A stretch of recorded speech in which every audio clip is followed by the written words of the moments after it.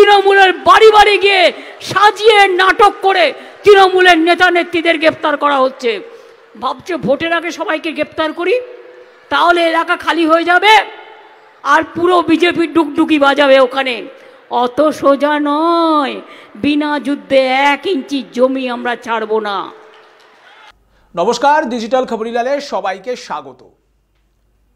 এমন একটা দিন যে দিনে রাজ্যে প্রথমবার এলেন ইডির ডিরেক্টর। এমন একটা দিন যার মাত্র একদিন আগে রাজ্যের অন্যতম হাই প্রোফাইল মামলা, শিক্ষায় নিয়োগ দুর্নীতি মামলা, এসএসসি স্ক্যাম, তার 4টে মামলায় 4টে পৃথক যেটাকে বলা যায় চার্জশিট, ফাইনাল চার্জশিট, সেটা জমা করে দিয়েছে সিবিআই। এবং সেই মামলাতে প্রত্যেকটি চার্জশিটে অন্যতম অভিযুক্ত বা প্রধান অভিযুক্ত হিসাবে নাম রয়েছে কার? রাজ্যের প্রাক্তন শিক্ষামন্ত্রী, তৃণমূল কংগ্রেসের প্রাক্তন মহাসচিব পার্থ চট্টোপাধ্যায়ের।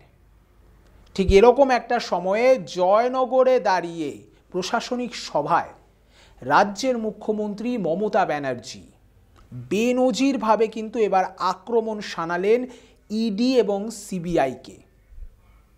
ইডিকে নাম না করে বললেন ইঁদুর, আর সিবিআইকে নাম না করে চামচিকে। কি বললেন তিনি একবার শুনে নেওয়া যাক। বাবা, ওই ইঁদুর, তারপরে কি যেন বলে, চামচিকিরা যেভাবে ঘুরে বেড়াচ্ছে, আপনার অর্জিত পয়সা সব লুট করে নিয়ে যাবে, আর লুট করে নেবার পরে সিজার লিস্টও পাবেন না। আমি আমার চিফ সেক্রেটারিকে জিজ্ঞেস করব যে, সেই সঙ্গে এটাও বললেন যে তাদের রাজ্য পুলিশ বা তাদের সিআইডি তারা কিন্তু অনেক বেশি নাকি সক্রিয়। কি উদাহরণ দিলেন সেই 2012 সারদা কাণ্ডের। কি বললেন? যে না, সারদা কাণ্ডের পরে কিন্তু এই সারদার যে মূল কালপ্রিট সুদীপ্ত সেন, তাকে জম্মু কাশ্মীর থেকে ধরে নিয়ে এসেছিল এই পশ্চিমবঙ্গের পুলিশই। এবং সে সময় নাকি 200 কোটিরও বেশি টাকা ক্ষতিপূরণ বাবদ যারা ক্ষতিগ্রস্ত তাদের হাতে তুলেও দেওয়া গিয়েছিল। পরবর্তীকালে কেন্দ্রীয় তদন্তকারী সংস্থা যখন এর তদন্ত শুরু করে, কিন্তু তারপর থেকে আর কিছুই নাকি হয়নি। সমস্ত সম্পত্তি বাজেয়াপ্ত করা হয়েছে, কিন্তু যারা ক্ষতিগ্রস্ত তাদের কাছে নাকি একটা ফুটো করিও পৌঁছায়নি। সেটাও কি বললেন শুনে নেওয়া যাক। চিটফান্ডের নাম করে অনেক লোককে গ্রেপ্তার করেছে, করতেই পারেন, চিটফান্ড আমরা কেউ সাপোর্ট করি না, কিন্তু মানুষের টাকা ফেরত দিলেন কোথায়?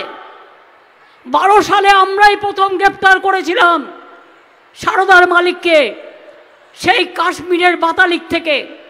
আজকে বলুন, আমরা তো অনেক 200 কোটি টাকা ফেরত দিয়েছিলাম গরিব মানুষকে, কিন্তু আপনারা যারা এজেন্সিরা, আপনারা সম্পত্তি সব নিয়ে নিলেন ওদের, সেইগুলো বেচে গরিব লোককে তার টাকা ফেরত দিয়েছেন কি আজ পর্যন্ত ফিরিয়ে দেননি।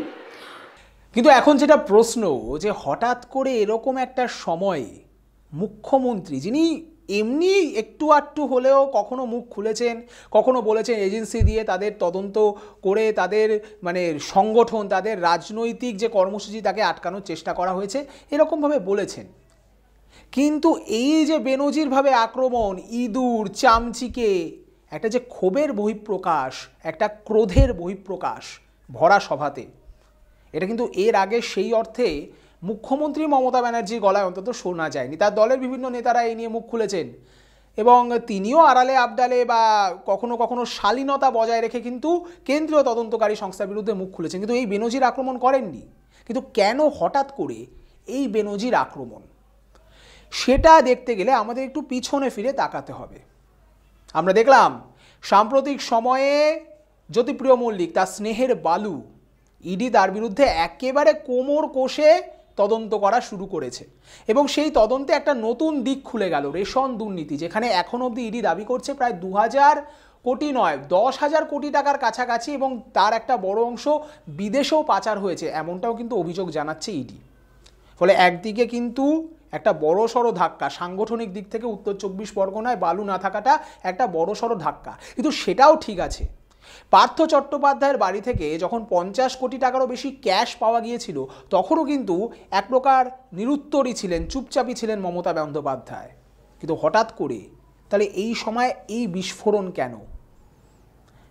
সাম্প্রতিক সময়ে আমরা দেখেছি শাহজাহান, শেখ শাহজাহান, এই রেশন দুর্নীতির মামলা, সেখানে গিয়ে কিন্তু ইডির অফিসাররা রীতিমতো প্রহৃত হয়েছেন, তাদেরকে মানে একেবারে প্রাণ ভয়ে তারা পালিয়েছেন, তাদের মধ্যে 2-3 জন ভালো মতো তারা আহত হয়েছেন, 1-2 জন তো হসপিটালেও ভর্তি হয়েছেন।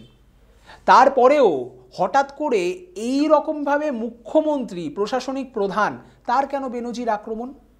অনেক রাজনৈতিক মহল মনে করছে যে এর পিছনে আরেকটা সমীকরণ লুকিয়ে রয়েছে।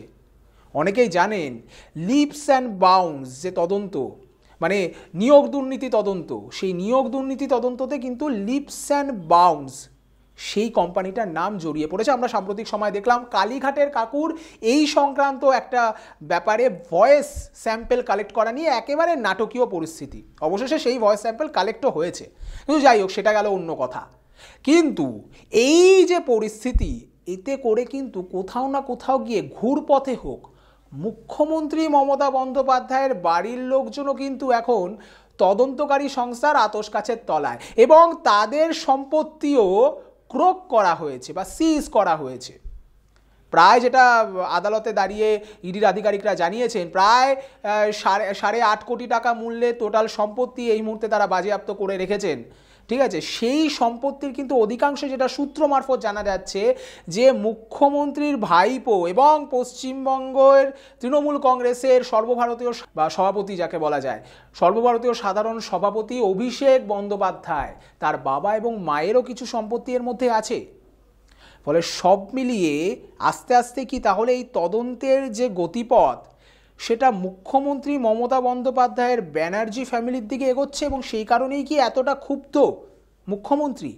এতদিন অবধি দলের লোকেদের, দলের নেতাদের, দলের মন্ত্রীদের, তাদের যা হয়েছে হয়েছে, কিন্তু তার বাড়ির দিকে যখন আস্তে আস্তে এগোচ্ছে তদন্তের গতিপথ, তখন কি মুখ্যমন্ত্রী শিয়রে সমন দেখছেন? অনেক রাজনীতিবিদ কিন্তু এই কথাই বলছেন, বিশেষ করে বিরোধী দলের লোকজন, এবং সেই কারণেই কি ইডি হয়ে গেল ইঁদুর আর সিবিআই হয়ে গেল চামচিকে?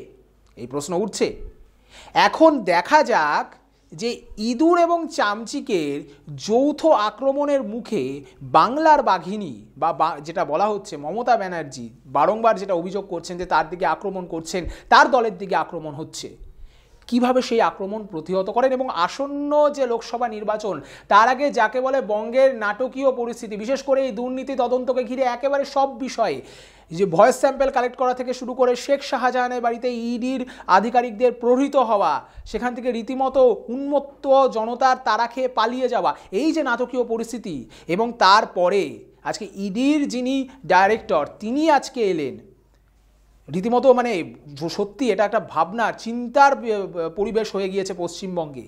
সব মিলিয়ে এইদিকে কিন্তু নজর রাখতে হবে, এবং আমরা নজর রাখছি, এবং আপনাদের নজর থাকুক ডিজিটাল খবরিলালের পর্দায়। কারণ দুর্নীতি শুধু নয়, দুর্নীতির আড়ালে লুকিয়ে থাকা এরকম না জানা সত্যগুলোকে আপনাদের সামনে নিয়ে আসাটাই আমাদের কাজ। কারণ আমরা ডিজিটাল খবরিলাল, আর ডিজিটাল খবরিলাল মানেই খবর আপনাদের, নজর আমাদের। ডিজিটাল খবরিলাল, খবর আপনাদের, নজর আমাদের।